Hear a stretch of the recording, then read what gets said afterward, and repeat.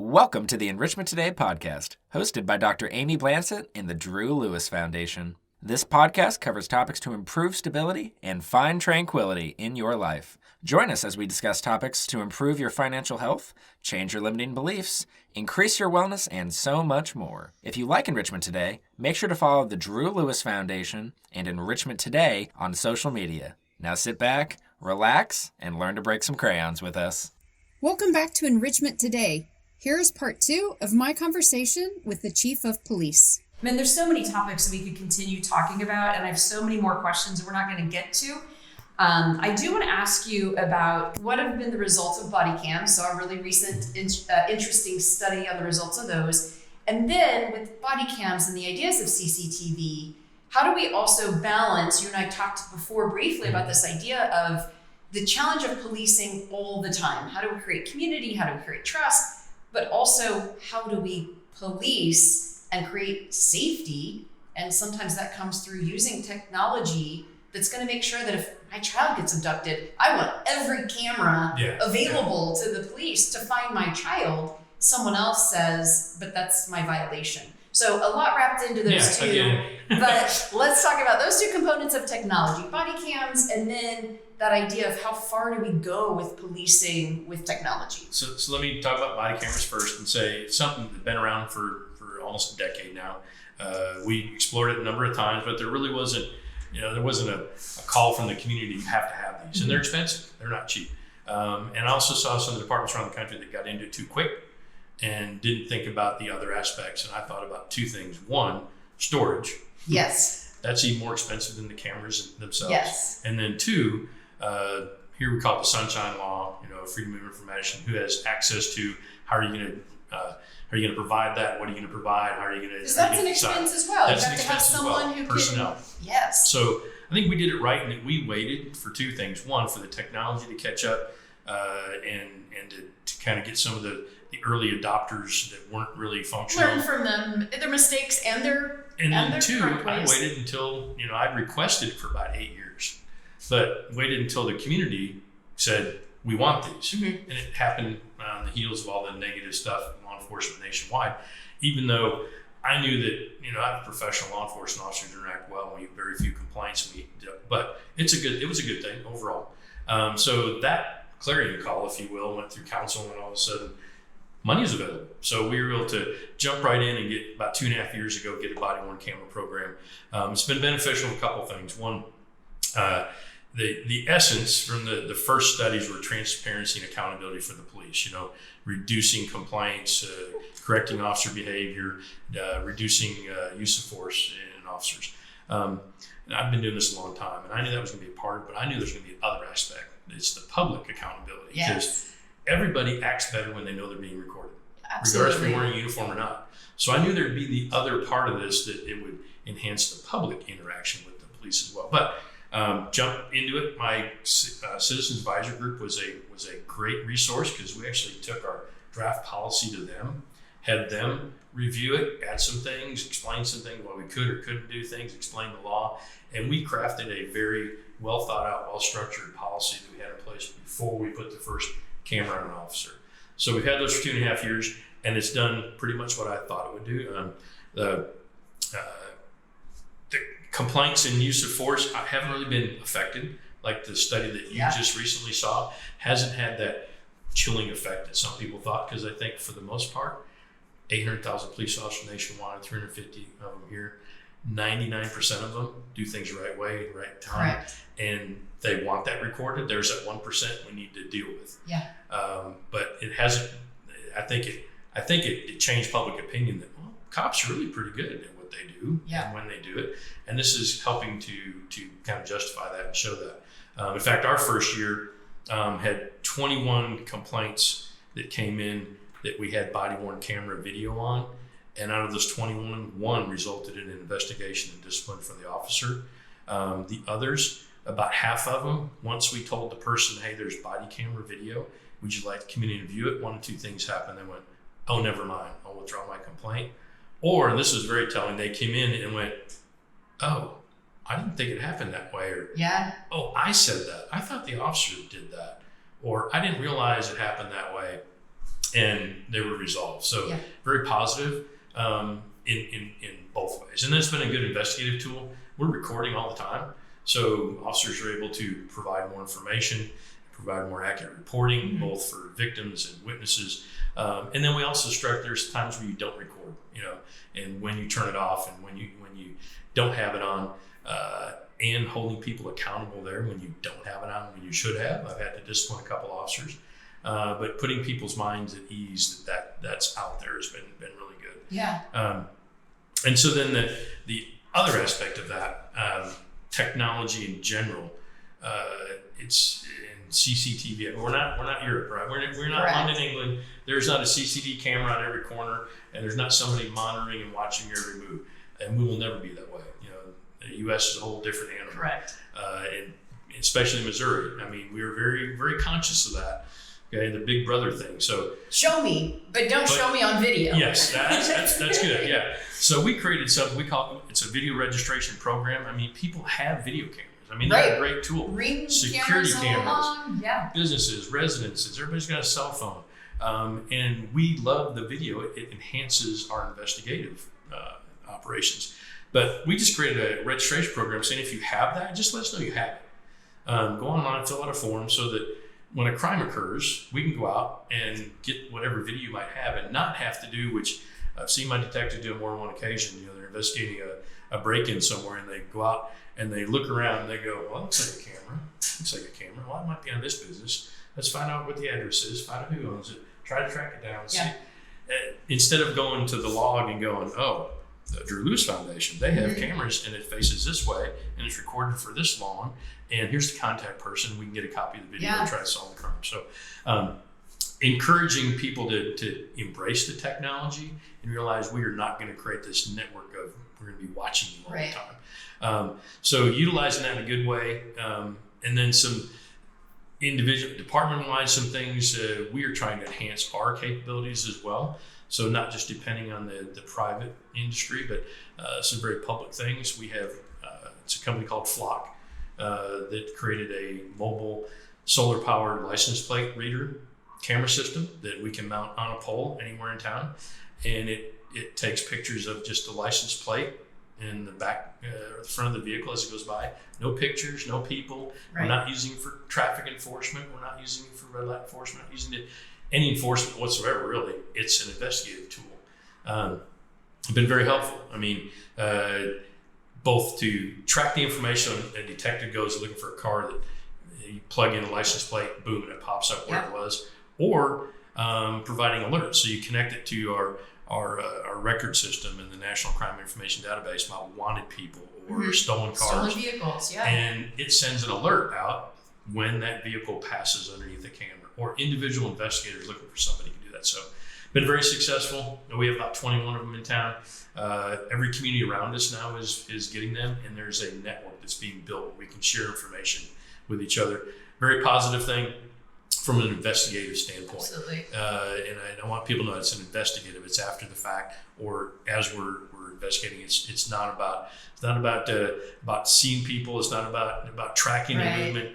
I got a weird call yesterday from a local media outlet saying, so we heard that you're selling this information to third party for marketing purposes, or the company's collecting your data and then they're using it for.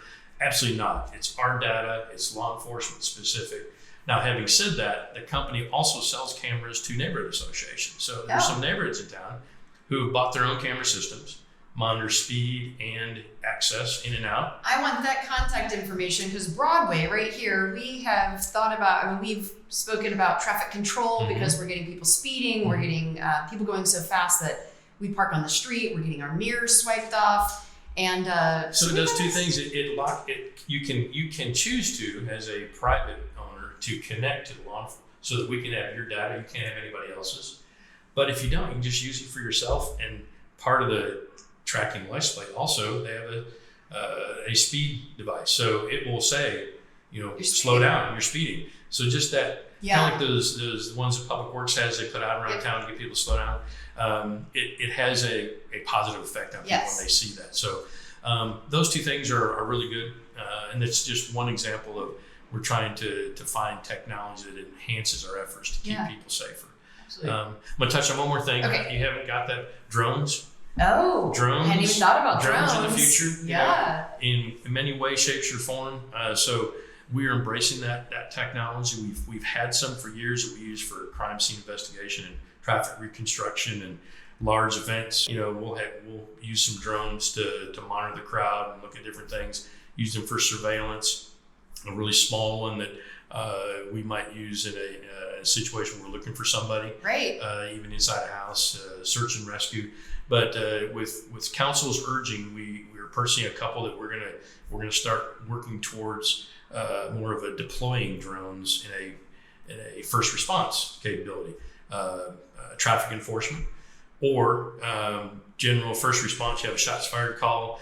You can deploy a drone to see quicker than an officer could get there to see is there a car leaving, you see gunfire, whatever. So lots of different things. There's communities around the country that have full drone units now of 4 or 5 people with a dozen drones and deploying them around town and using it as a force multiplier as we have less officers trying to do something that's more efficient. So that's a little tidbit, little future. We're not there yet, but something that you're going to see a little more of in the future. So we're running out of time. I want to touch on 2 things. One is memorable experiences. Okay. When I asked you this before, you had said, oh goodness, so many. So hopefully you've had a little bit of time. If you can think of just 1 or 2 things of your experience in law enforcement that have been, I don't know, just most meaningful or maybe something that really has stuck out to you as a success of your job or just why you keep doing what you do. So, and I said, where do I start? Yeah. I mean, memorable can be good or bad, True. And so I'm going to focus on the good. I could talk about I'll just mention the Haley Owens situation, and then Officer Chris Walsh. Those 2 things, most devastating, most heartbreaking, and the absolute worst 2 days of my life as a police officer and as a police chief. And impact the community as well. Absolutely. So certainly under the memorable, but things that we don't want to ever see happen again in both instances, and in both cases helped us bring community support to drive things to make it more positive, to keep those things from happening again. But on a memorable positive, I'll just concentrate on my time here as chief. From the day I was sworn in, trying to make a difference and do things better, and bridge that gap with the community that to increase trust and really make us more of a we thing. So it's a little thing, but I got to start with this. I do coffee with the chief every month. I've been doing that now for 13 years. I started as a main means to meet the community. Just do it. I was gonna do it for about a year. I met every aspect of the community, moved it around, and I went to every community group, every neighborhood group. While I was in one of my first forays, that was a neighborhood meeting in the basement of a church in West Springfield. And I'd been here about 2 weeks, and I walked in and I'm in uniform, and they've got potluck, and there's about a dozen people there. And the very first interaction I had with a person in the group walked up to me and said, "Are you my PAR officer?" For those who don't know, our PAR officer, a police area representative. Go to community meetings. Play basketball here in Great Beach with kids. It's a liaison between the community and the street officers. It's really good, and it had been, we had staffing issues, and we'd been it ebbed and flowed. And I said, I started to say no. And then I went, well, actually, I'm the new chief of police. And I said, I guess I'm everybody's PAR officer. I said, so what do you need? And we talked through some things. I took it back and to his PAR officer, and they got some things done. And that stuck with me that we really need to be engaged, everybody. So I took that and I actually brought that back down to the department. I go, communities have done this the wrong way with community policing, that they think it's a program or a group or a section. I said, I got that sense that here's our PAR officer do this, and the rest of us don't do that. I said, so here's my experience. I'm the PAR officer for the city. Okay. Yeah. Now, each and every one of you, regardless of your rank or assignment, are a liaison to the community. So that answer should be, what do you need? Yeah. Okay. And then how do we do that? Now we're going to direct it to people, and there are people that have assignments, and burglary detectives not going to go out and go to a community meeting and talk about traffic problems, but everybody should have that sense of we are the liaison with the community to every other aspect of the police department. So very memorable, stuck with me, and I think I've been able to push that down so that everyone experiences that department-wide. I know only a few officers in the police department. Some I've known that went all the way through and have retired. And I do have to tell you, the time that you've been there, I was aware from those relationships about a divide that began to happen in the sense of, well, wait, for years we've done it like this, and I'm an officer and this is my job, and you want community and you want us to be empathetic. And there was this kind of channel driven between the two camps of, this new guy doesn't know our town, can't tell us what to do, we're going to do it this way. And so I think, saying that is something you should be proud of, in the sense we're talking about changing culture, developing trust. And now I know that that divide is not so broad and more people are seeing that value. But your presence, has changed what it means, and the idea of creating community and what the role of an officer in Springfield is. So just as an outsider, I saw that and I heard people talking about that. So I appreciate you diving in and realizing sometimes that change is difficult and not everyone wants it. But you, for 13 years pushing that forward, are recruiting a different group of individuals who are seeing policing as the we part.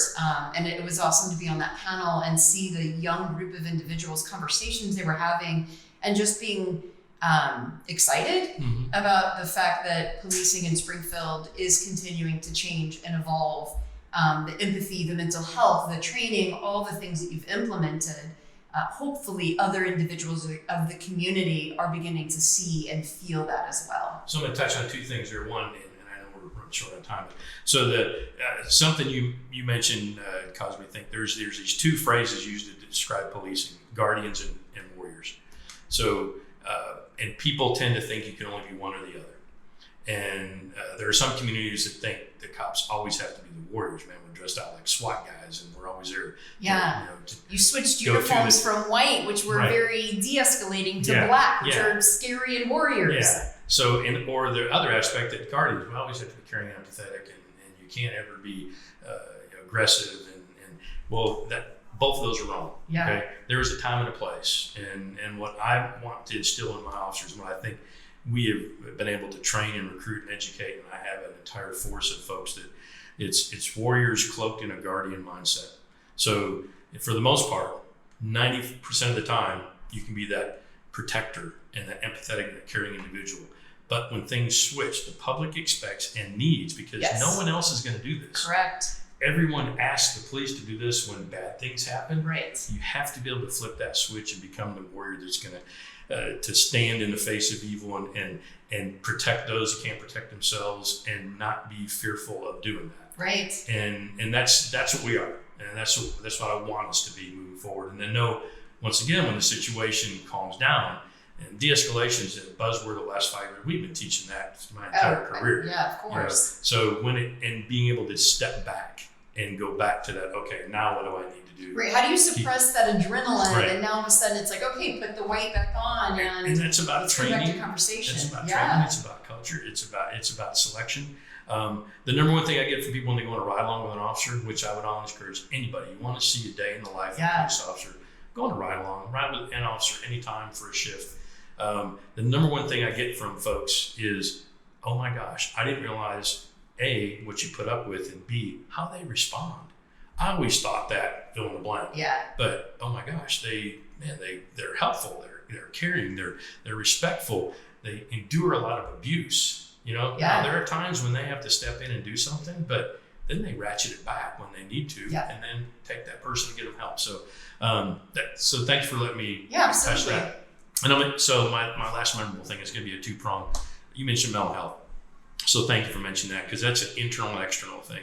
Probably one of the things I'm proudest of is our movement in the community to galvanize the community around the aspect of mental health and mental illness, and how it affects policing, and how police officers should not be the primary responder to people dealing with mental health issues. So it took me a decade to get something what we call a behavioral crisis center, which is a one-stop shop for officers when they encounter someone who doesn't need to go to jail, who doesn't need to go to the hospital, which were the two de facto points, to take them to the behavioral crisis center where they're seen by a licensed mental health professional and assessed and determine what do they need. How can we get them help, services, connect? Maybe they're a current client, maybe they've never been connected, and get them help. And then from my selfish part of policing is get that officer back out on the street within 15, 20 minutes to go do policing. Correct. It's been a huge help. Yeah. Well, it's also the emergency rooms that we're equipped to do it, and it's delaying, necessary emergency care. So it's amazing that there's a lot of that community, the idea of, can we train more officers and mental health professionals? Can we have mental health on the police force? This sounds like a great first step to where can we at least have a place where we can take someone who's in a mental health crisis as we're building these other options and alternatives that are happening around the country when mental health, is there a number, I don't know off the top of your head, is there a percentage across the country or in Springfield on how many incidents or service calls are related to mental health, non-true police emergency? Sure. So national studies show between 7 and 17% of all police calls involve mental health. So I just round that 10%. Somewhere between, 10%. So we have 100,000 calls a year. So 10% of that, you say 10,000 of those are going to involve people in some mental health issue. Now, the percentage of those violent criminal episodes that dealt with, but the vast majority are not. So diverting those people from jail, from the ER, getting help will decrease the amount of times we have to respond in the future. And then I guess the most surprising thing to me is in the Behavioral Crisis Center has been in existence for 2.5 years. About 3,000 people have run through there. About 95% no recidivism. People don't come back. But only about 10% of those are people that we bring. And that surprised me. I surprised everybody. The folks at Burl who partnered with on this, I think the same, were surprised by that. About 25% are diverted from a hospital or emergency room.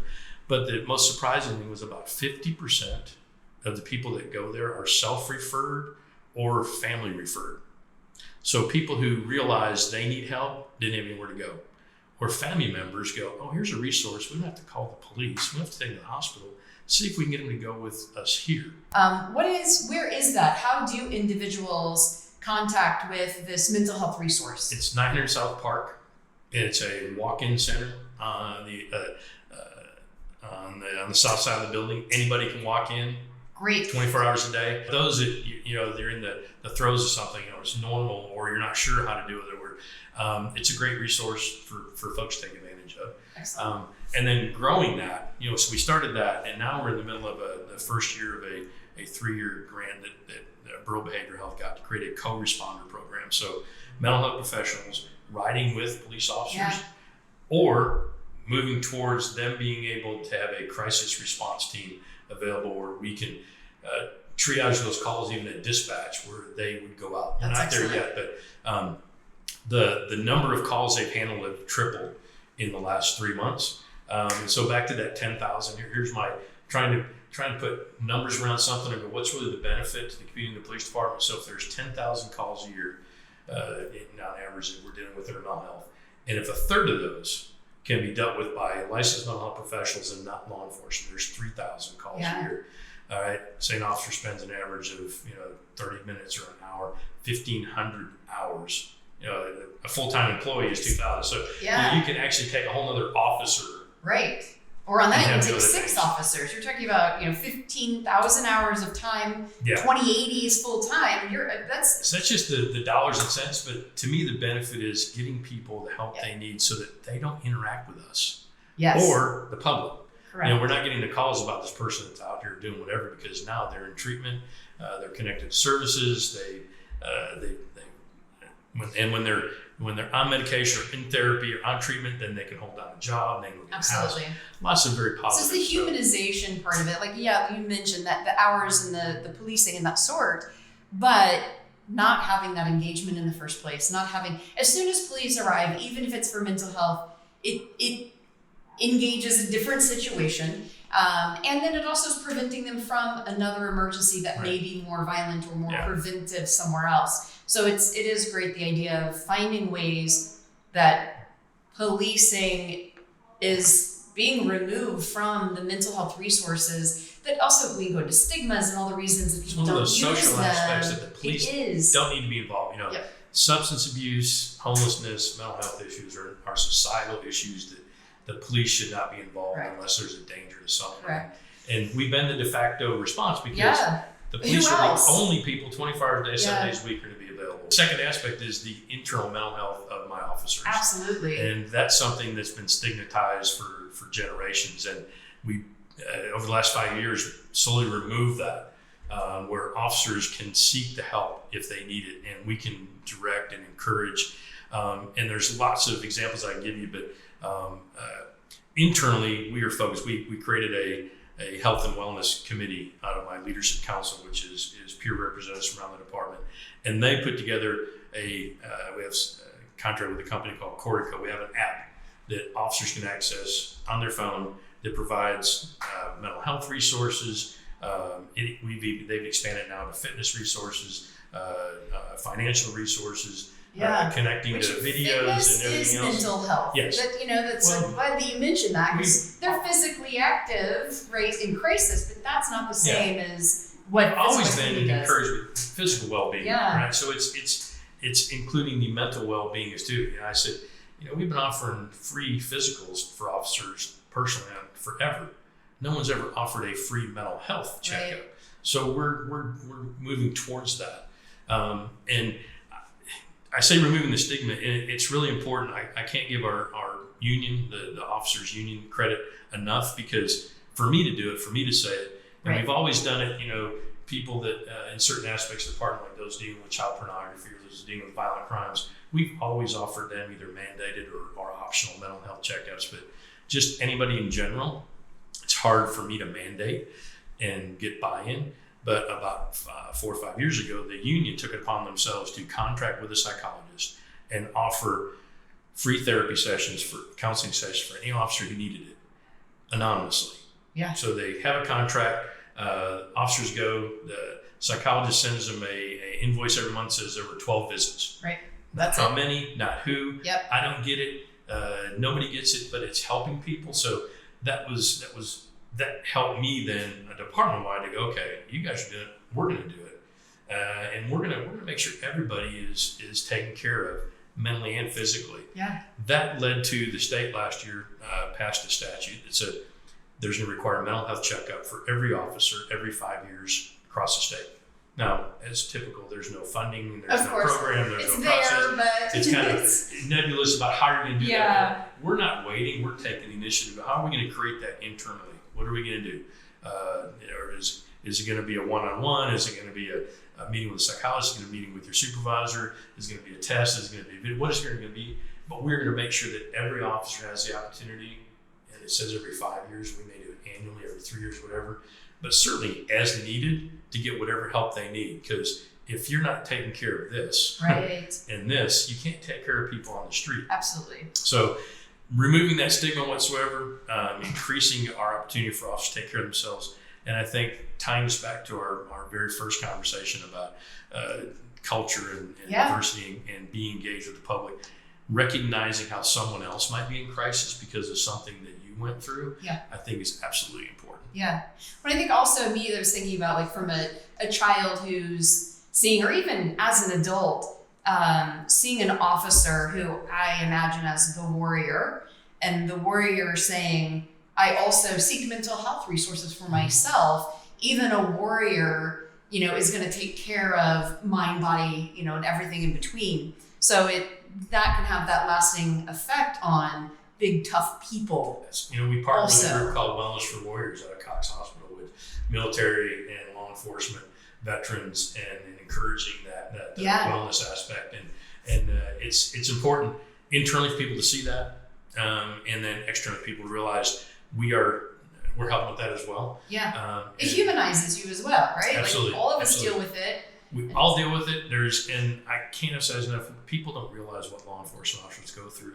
The one major event, but might be one thing, but 10, 15, 20, 30, I've been doing this for 40 years of trauma that you've experienced, and we tend to bottle things up and in a general sense, and then it unfortunately has negative consequences later. So having having a positive, favorable release, whatever that might be, encouraging outside activities, encouraging therapy and counseling, whatever it might be to keep you healthy, mentally and physically, allows us to do our job better, and it decreases the possibility that some negative interaction can happen with the public because someone's let that bottle up and snapped. And you don't see that here because we take care of our folks. Yeah, that's huge. It really is. And that then affects our community. And again, the trust, Absolutely. the building, all of that plays in. As a community, right, it's all of our responsibilities to create a safe, happy, policed community where we all want to live and thrive. So to our listeners, to the citizens of our community, what is it that I can do? And I mentioned to you as simple as knowing that if I keep my front yard, my backyard trimmed, bushes away from a door, well lit, right? We can help create even just an environment of safer things than a dark, empty house. But when you think about our listeners, and you were to say, here's 2 or 3 things that it's your responsibility as well to create a safe community. Keep your hands off each other, right? But more than that, if you could think of how do we create a safe community? How am I responsible in doing that? So let me couch that in a phrase. I don't think I touched on this earlier. You asked me about the conflict basically between individual rights and society. And so let me couch it in that policing in and of its inherent nature is there's conflict, because what the police are called to do is what society asks them to do, to correct people's behavior and get them to conform to what we as a majority want, and people are rebellious by nature and don't want to be told. And so individuals, so it's a constant balance between individual rights and what society wants you to do, and police have to walk that fine line because nobody else wants to do it. Right. So we as society, we hire police, we ask these men and women to go do what I want to do, but I don't want to do. Right. Okay. So in that phrase, then you got to, okay, so then I turn it around on people and go, okay, you've asked us to do this because that's what you want. So you have to help us do that. Okay. It's a we thing. Remember? Yeah. And so we're only doing what the public wants us to do. Okay. We're only enforcing rules and regulations and laws and statutes and ordinances because the majority of the public says this is what we want you to do. So realizing that, then you have to help. All right. So helping enforce those things, helping build that sense of this is right and wrong, this is what you can do, what you can't do in our community versus other communities.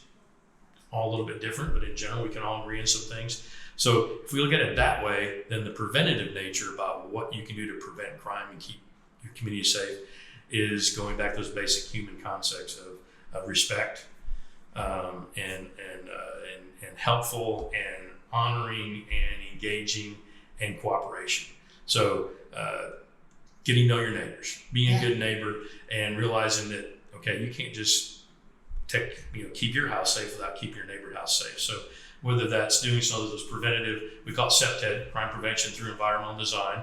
Okay, CEPTED, yeah. That's quite. We in nonprofits. Sorry. We love acronyms. Okay, trust me. That is an impressive acronym. CPTED, crime prevention through environmental design, and it's very specific about lighting and landscaping and boundaries and enforcing. So that's a very, very specific thing you do. But then it's the relationship. Yeah. So that's why I encourage, if you want to do one thing, is build a relationship with other people in your area, in your neighborhood, and the police. You can't look at them as just the person that drive by. So go to that community meeting, go to that community event, call your power officer, see what you can do to help make your neighborhood better, safer, address problems. Call us. I can't tell how many times I've had people complain about something, and I go, well, I looked it up. I can't find the report. I didn't call you about that because I don't want to bother you. Okay, well, how am I supposed to address it? How am I supposed to work with you if you don't want to talk about it? So talk about it with your neighbors, talk about it with us, we'll all work together.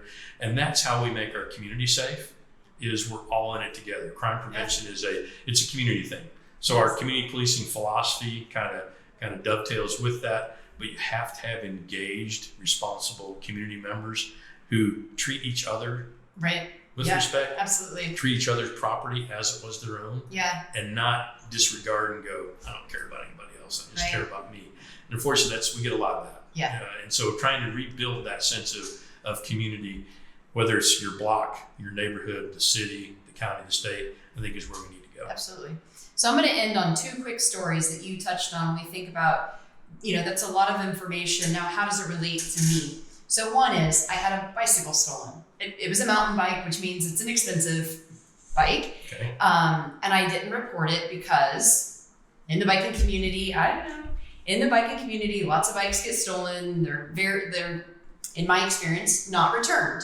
So I end up, my insurance company, they'd also damaged my car when it had happened. I contacted my insurance company about that. And they're like, well, did you make a police report about it all? And I was like, no, because it wasn't, I don't want to bother the police, right? I wasn't assaulted, my car's fine, right? But as a community member, right, that's how we feel. Like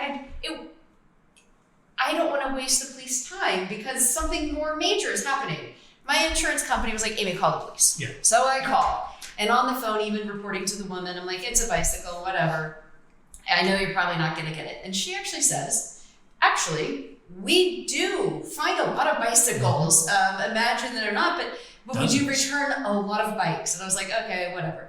So now this story may not be that encouraging for people to now call in their bicycles because I reported my bike, I ended up being brought into a court case because the person who stole my bike had also been involved in a murder. The police were trying to find the individual. They finally found him fleeing on my bicycle. Mm-hmm. So it was one of those where reporting my bike increased the case to show that this individual had repeat behavior. It wasn't just this one violent act. And it was important in the sense of, in that type of repeat behavior, what then can the court do? And so it made me realize making that phone call of I don't want to bother the police was a part of something bigger, more important. I did get my bike back. It was a red bike, now it's a black bike. But there are those types of things where we don't want to, it doesn't feel like it's something that's worth calling the police, even though it was a stolen item. Can I stop you there before you go to the second thing? Yep. Because I want to jump on that. That is my one thing. If I get people to change their mindset about we don't want to bother the police, okay? We're here to help and do that. And the story you described, you're not taking an officer off the street to go do that. We have online reporting and telephone reporting. Yes. It's very easy. It's very simple. And you get it in the system and we know about it so that we can track it. We have great networks with, metal recyclers and pawn shops and business owners and serial numbers that we can, technology is wonderful. Yes. How we can track stuff down.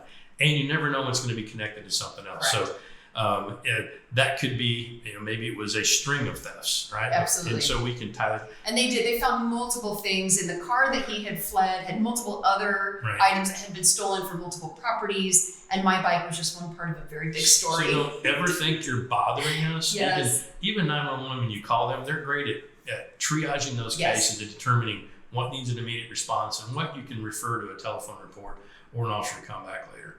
And I can't give any better example than catalytic converter thefts. Oh my goodness. Okay. That's quite the... we were inundated with those, right? And it started with people really weren't calling, all right? And then they started calling. So we assigned a detective and he starts building a case, all right? So we have thousands of them. Yeah. And what started with, okay, this is a inconvenience and an issue and it's just a piece of car, I don't want to bother the police, turned into an 18-month, $7 million, 3-state federal investigation that we were able to put up a lot of people in jail. And you know what? Those thousands a year went down to about 20 or 30. Yeah. Okay, it's still going to happen occasionally. Huge ring, yeah. All started because somebody finally called. Yes. Right? And then we started encouraging people to call. So if people take one thing away, it's you're never bothering us. No matter how minor, how trivial you think it is, it might be the piece that allows us to do something better. Absolutely. Okay? So all right, so that was one good lesson to end on. Number 2. The second one is you mentioned creating community. And that is what the Drew Lewis Foundation is about. We talk about social capital. We talk about knowing individuals who have access, resources, mental health, whatever it might be. The more people you have in your community and your network, the more volume and value that you also then have access to. So I've moved into Grant Beach. I'm in a little bungalow. I'm right here by the Fairbanks. Some of my staff, some of our board members, friends, family, like, they're also creating community here with us. My neighbor has lived here for years, and he felt I was very intrusive. I was violating his privacy because I was asking him to help take out his trash because he has some difficulty with that. And he was gruff with me one time when I said, "Can I help you?" "I got it." And he sends me a message later and he says, "I'm sorry the tone that I used with you. I'm not used to having a neighbor who cares, who communicates, who helps me." And so I trimmed our fence line. I've trimmed back a tree for him. I, cut up some wood with a chainsaw, and all of these very simple things that I'm doing in my backyard, I'll do it in his backyard. And so he's always saying, "How can I pay you? How can I help you?" And my response to him always is, "I'm going to be out of town on this week. Will you do extra and pay attention to my house? If you notice anything different, call me, call the police. Be my neighbor." That's what you can do to pay me back, is sit on your front porch and wave at me, say hi, I'm going to bring you some blackberries and whatever, because we grow blackberries between our two houses. Like, just be my neighbor. That's all I'm asking for. That's why I moved to Grant Beach. I want a front porch, and I want community. And I've lived in everywhere on the southeast side. I've lived out in the country. I've lived in Millwood. I've never had more sense of community on my front porch than I have in this neighborhood. And we're beginning to see things change in this neighborhood. When we look at heat maps, we're no longer red across the board. When we look at that sense of engagement, service calls, which they went up for a while because I was calling all the time. And then we're seeing those numbers come down because now people in this community know we're watching, we're creating things that your crime behavior isn't welcome here anymore. We bought the house down the street that was one of the worst crime generating houses. And so we're creating community and engagement, and that's what we can do. The simple things that change the number of service calls that are going to happen in our community because we're just watching out for each other. So you hit on a couple things that I've hit on before, and so I want to emphasize those again. One, increasing service calls because you're calling and you want the police to help you because we have to work together. Yes. Officers driving down the street are not going to know any of what you just talked about unless you contact them, right, and share that, and then we can engage with everyone. But the individual aspect you just talked, that's what really is going to make a difference. People engaging with their neighbors, building relationships, and then working with the police.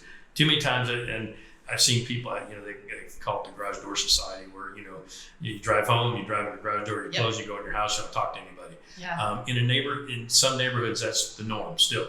And you mentioned Grant Beach, so it's a good example. It's not that way here. We don't have garages. You don't have a two-car garage with garage door. I mean, there's less of that, so it's more community involvement. So and it's in some ways easier to build that relationship if you get out of your house, and talk to people and meet people and do that. And so then the officers see that, and then tell my officers, Phyllis Ferguson, former counselor, her number one complaint was officers don't wave at people when they're driving down the street. That's what's generally because they're going to a call and they're focused on something. But hands off the wheel. But to her point was, it was just that friendly neighborly gesture, and I encourage people to do that too. So encourage the officers when you can, and stop, get out, and talk to somebody when you're not going, on a call for service, and so being engaged. So people being engaged then will lead to a positive aspect wherever it might be. It's going to lead to less crime, which can lead to better environment, which we can do other things. So those couple things. Call us. Okay. Call us whether you think you need us or not. Let us figure that out. Yeah. And two, be engaged. Build a relationship with us and your neighbors, and we're all going to be better off for it. Absolutely. So community, collaboration, trust, engagement, right? Yeah. So we are going to wrap up with that. There's so many more things that we could talk about and say, and such depth and value, right? We've talked about what sense of community is, and that's really what our Enrichment Today podcast is about. Connecting with community members, connecting with individuals that are doing great work in Springfield and around. So thank you for your time today. Thank you for the culture that you're working to change and create within the police force, because that does affect overall, how we're policed and how we view that, and then the connectedness that we feel, the safety, the capacity to thrive as we're raising our families here, retiring here, and hopefully getting out and meeting neighbors. So if you gain nothing else from this meeting, mine would be go knock on your neighbor's door, say hi, engage with them, whether it's on the front porch or have your garage open and barbecue and whatever it might be that creates community for you. But get engaged and help be a part of the culture, and all of us together, who knows what we could create in the next year's statistics of, policing. You guys get all of that responsibility, but I love the fact that we're all responsible and we can all collectively change those numbers. Yep. Again, just thank you, and please, please, please create community. Help us really create a thriving, loving environment that we all get to live in and enjoy. Absolutely. All right. Have a great day.